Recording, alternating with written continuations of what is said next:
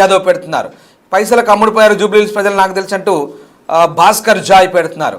అలాగే కాంగ్రెస్కి బుద్ధి చెప్పడం 2022లో బీఆర్ఎస్ వెలువిందంటూ మొహమ్మద్ షాబాజ్ పెడుతున్నారు. ఇక ఫిరోజ్ భాయ్ కిమ్ మంత్రి పదవి ఎందుకు ఇవ్వలే అంటూ మరొక అబ్దుల్ కామెంట్ పెడుతున్నారు. ప్రజల్ని మోసం చేశాడు కేసీఆర్ అందుకే ఓడిపోయాడంటూ మరొకరు పెడుతున్నారు. రైట్, జూబ్లీ హిల్స్లో ఎవడైనా మా జోలికి వస్తే వాడిని రప్పని మేము మా నవీన్ అన్నతో మామూలుగా ఉండదంటే ఇంకొకరు పెడుతున్నారు. బ్యాక్ బెంచ్ ట్రోల్ అంట. ఇది దయచేసి ఇలాంటి కామెంట్లు వద్దు, ఎందుకంటే మనం అభివృద్ధి వైపు ఉండాలి, గెలిచే పరిస్థితిలో ఉన్నాం, గెలుపు దిశగా ఉన్నాం. కాబట్టి దయచేసి మనం అభివృద్ధి గురించి మాట్లాడుకోవాలి. చాలా కన్స్ట్రక్టివ్గా కొన్ని మంచి పనికొచ్చే కామెంట్లు పెట్టండి. రైట్, ఒకసారి ఆ దృశ్యాలు చూస్తున్నాం.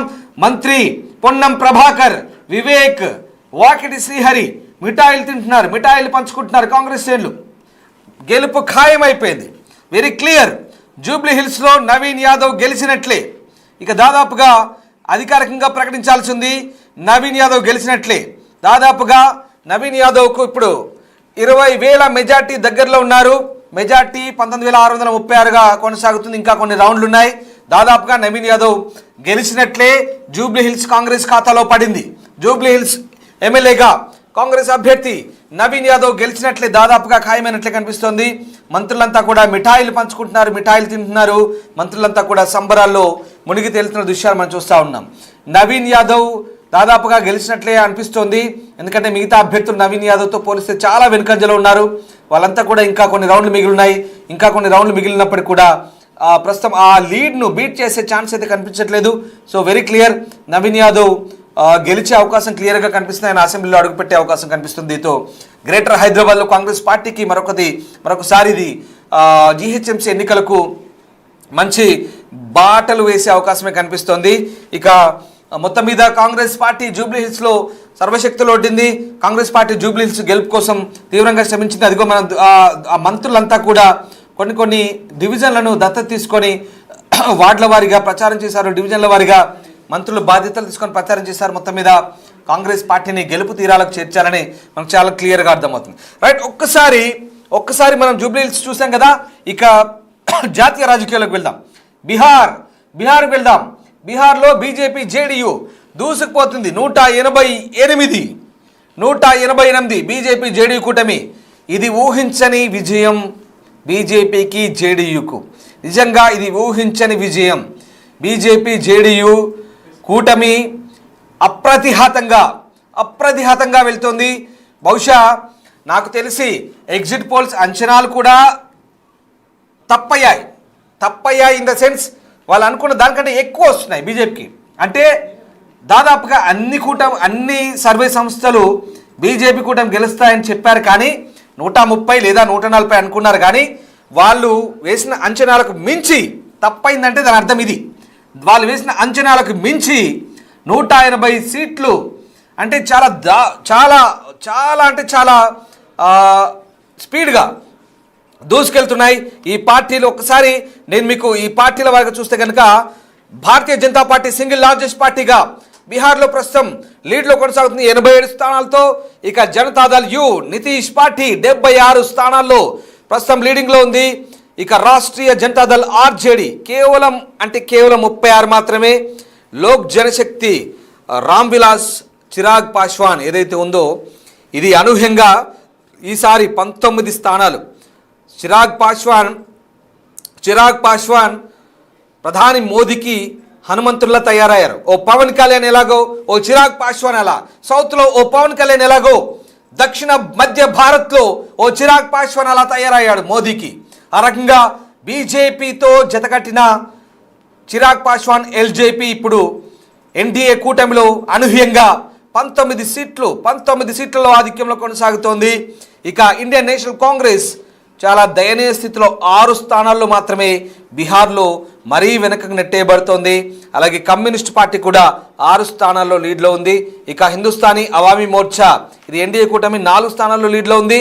ఇక రాష్ట్రీయ లోక్ మోర్చా ఏదైతే ఉందో ఇది 3 స్థానాల్లో ఉంది. ఆల్ ఇండియా ఎంఐఎం 3 స్థానాల్లో ఉంది. అలాగే కమ్యూనిస్ట్ పార్టీ మార్క్సిస్ట్ సిపిఐఎం 1 స్థానంలో ఉంది. అలాగే బహుజన్ సమాజ్ పార్టీ 1 స్థానంలో ఉంది. ఇక నాకు తెలిసి ఇక్కడ ప్రశాంత్ కిషోర్ పార్టీ తుస్సుమనిపించింది. జనసురాజ్ పాపం జనసురాజ్ పార్టీ ఇంకా బోని తెరిచే ప్రసక్తే లేదన్నట్టుగా అర్థమవుతుంది. ఎక్కడ కూడా జనసురాజ్ పార్టీ ఖాతా తెరిచే పరిస్థితులు లేదు. అలాగే లాలూ ప్రసాద్ యాదవ్ మరో కుమారుడు తేజస్వి యాదవ్ కాకుండా మరో కుమారుడు తేజ్ ప్రతాప్ యాదవ్ అయితే అతను కూడా బహుశా వెనుకంజలో ఉన్నాడు. అతని పార్టీ కూడా దాదాపుగా కనుమరుగయ్యే పరిస్థితి ఉంది. ఇక్కడ చాలా దారుణంగా ఉన్నాయి ఫలితాలు. బీహార్లో అయితే ఊహించిన దానికి భిన్నంగా ఉన్నాయి. బీజేపీ ఆర్జేడీ కూటమి దూసుకుపోతున్నాయి అన్ని రీజన్లో ఈవెన్ దో సీమాంచల్లో కూడా. సీమాంచల్ అంటే ఒకసారి మీకు చెప్తాను, పూర్ణియా కావచ్చు, ఆర్యా కావచ్చు, ఇంకా కొన్ని జిల్లాల్లో. ఇక్కడ ఏంటంటే సీమాంచల్లో ప్రధానంగా మైనార్టీ ఓట్లు ఉంటాయి. దాదాపు 18 మైనార్టీ ఓట్లు గణనీయమైన స్థితిలో ఉంటాయి. కానీ అలాంటి చోట అక్కడ కూడా బీజేపీ జేడీయూ క్లీన్ స్వీప్ చేసుకుంటూ వస్తుందంటే ఆలోచించండి ఎంత ఆ కూటమికి ప్రజలు ఏ రకంగా పట్టం కడుతున్నారు. వన్ సైడ్ పట్టం కడుతున్నారు. ఇక చాలా ప్రాంతాల్లో ఇదే పరిస్థితి. బీహార్ గ్రామీణ ప్రాంతాల్లో మహిళా ఓటర్లు అయితే వన్ సైడ్ వేసారేమో అనిపిస్తుంది.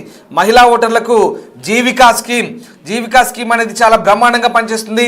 సెల్ఫ్ హెల్ప్ గ్రూప్స్ ఏవైతే ఉన్నాయో, స్వయం సహాయక బృందాలకు సంబంధించినటువంటి ఆ గ్రూప్స్ ఏవైతే ఉన్నాయో ఆ గ్రూప్స్ని ఒకప్పుడు 2000 సంవత్సరంలో ప్రారంభమైన సెల్ఫ్ హెల్ప్ గ్రూప్స్ ఏవైతే ఉన్నాయో అవి చాలా తక్కువ పొదుపు, చిన్న మొత్తాల పొదుపుతో స్టార్ట్ అయిన గ్రూపులన్నీ కూడా ఇవాళ కోట్లలో ఉన్నాయి. ఇవన్నీ కూడా ఇవాళ ఆ జీవికా స్కీమ్ కింద ఉన్న ఆ మహిళా గ్రూపులన్నీ కూడా ఇన్కమ్ ట్యాక్స్ కడుతున్నాయి. ఎస్, మీరు వింటుంది నిజమే. అలాగే బీహార్లో మద్యపాన నిషేధం అమలు చేస్తున్నారు. ఇది సెక్యూర్గా ఫీల్ అవుతున్నారు అక్కడ మహిళలు. బీహార్లో గుండారాజ్ కొనసాగింది దశాబ్దాల క్రితం. ఇప్పుడు శాంతి భద్రతలు కొంత మెరుగున పడ్డాయి. శాంతి భద్రతలు ప్రశాంతంగా కొనసాగుతుంది బీహార్లో. అలాగే బీహార్లో ఈ స్కీమ్స్తో పాటు చాలా ప్రాంతాల్లో, వెనుకబడ్డ ప్రాంతాల్లో కేంద్ర ప్రభుత్వం కూడా అధిక మొత్తంలో నిధులు కేటాయిస్తోంది. అలాగే ఇక్కడ డబుల్ ఇంజన్ సర్కార్ అనే ఒక నినాదంతో కేంద్రం, ఇక్కడ బీజేపీ అలయన్స్తో కొనసాగుతున్న ప్రభుత్వం రెండూ కలిసి కూడా అభివృద్ధి పదంలో దూసుకెళ్తున్నాయి. అవే అక్కడ ప్రజలకు నచ్చాయి.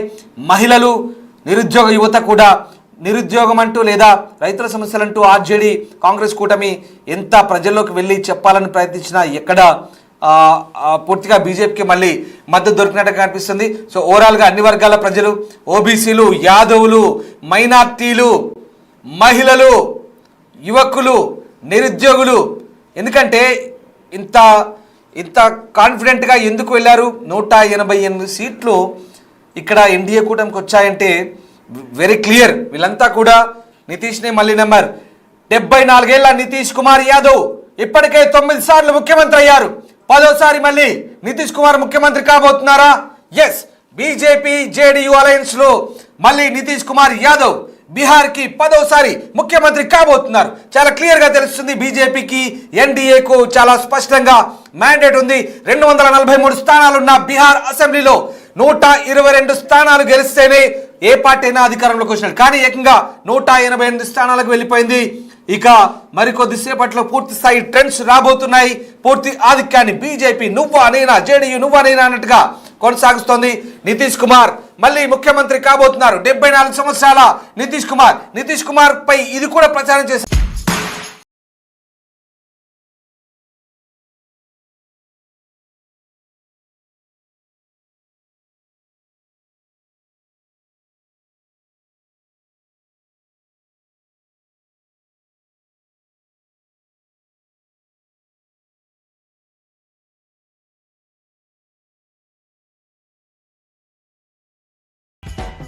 దాటి ఎక్కడికో వెళ్ళిపోయింది. దాదాపు 188కి చేరువలో ఉంది. ఇంకా పూర్తి స్థాయి ట్రెండ్స్ సాయంత్రం 3 పూర్తి స్థాయి ట్రెండ్స్ వచ్చే అవకాశం కనిపిస్తుంది. దాదాపు స్పష్టమైన ఆధిక్యంలో బీజేపీలో కూడా సంబరాలు మొదలయ్యాయి. చాలా చోట్ల సీమాంచల్, అలాగే మిథిలాంచల్, అలాగే బీహార్లోని భోజ్పురి, సెంట్రల్ బీహార్, గ్రామీణ బీహార్ అన్ని ప్రాంతాల్లో కూడా క్లీన్ స్వీప్ చేస్తుంది ఎన్డీఏ కూటమి. చాలా ప్రాంతాల్లో బీజేపీ అలాగే జేడీయూ. ఒక్కసారి చూస్తే కనుక ఎలక్షన్ కమిషన్ అఫీషియల్గా ఇచ్చిన సమాచారం మీకు చెప్తాను. భారతీయ జనతా పార్టీ 87, అలాగే జేడీయూ నితీష్ పార్టీ 75, అలాగే రాష్ట్రీయ జనతాదళ్ 35 ఆర్జేడీ, ఇక లోక్ జనశక్తి చిరాగ్ పాస్వాన్ పార్టీ 20, ఇది మాత్రం అనూహ్యంగా చిరాగ్ పార్టీ లోక్ జనశక్తి పార్టీ అనూహ్యంగా 20 స్థానాలకు ఎగబాకింది. అలాగే ఇక పూర్తిగా ఇండియన్ నేషనల్ కాంగ్రెస్ 6 స్థానాలకే పరిమితమైన పరిస్థితి. ఇక్కడ సింగిల్ లార్జెస్ట్ పార్టీగా భారతీయ జనతా పార్టీ 87 స్థానాల్లో దూసుకుపోతున్న పరిస్థితి కనబడుతుంది. అలాగే జనతాదళ్ కూడా, జనతాదళ్ యు పోటాపోటీగా 75 స్థానాల్లో ప్రస్తుతం లీడ్లో కొనసాగుతున్న పరిస్థితి కనబడుతోంది. సో ఓవరాల్ గా భారతీయ జనతా పార్టీ కూటమి బీజేపీలో మరొకసారి అధికారం దిశగా దూసుకెళ్తుంది. మహిళలు, అలాగే మైనార్టీలు, యాదవులు, ఓబీసీలు, యువత, నిరుద్యోగులు, రైతులు పూర్తి స్థాయిలో ఏకపక్షంగా బీజేపీ కూటమికి పట్టం కట్టబోతున్నారని చాలా క్లియర్గా స్పష్టంగా మనకి ఇక్కడ అర్థమవుతున్న పరిస్థితి కనబడుతుంది. సో ఓవరాల్గా బీజేపీ కూటమి బీహార్లో గెలవబోతుంది, వెరీ క్లియర్. జూబ్లీ హిల్స్లో కాంగ్రెస్ పార్టీ ఆధిక్యంలోకి వచ్చింది, అక్కడ కూడా క్లియర్. నవీన్ యాదవ్ అధ్యక్ష అంటూ అసెంబ్లీలో అడుగు పెట్టబోతున్నారు. నవీన్ యాదవ్ కళ నెరవేరింది. నవీన్ యాదవ్ ఎమ్మెల్యేగా తెలంగాణ అసెంబ్లీలో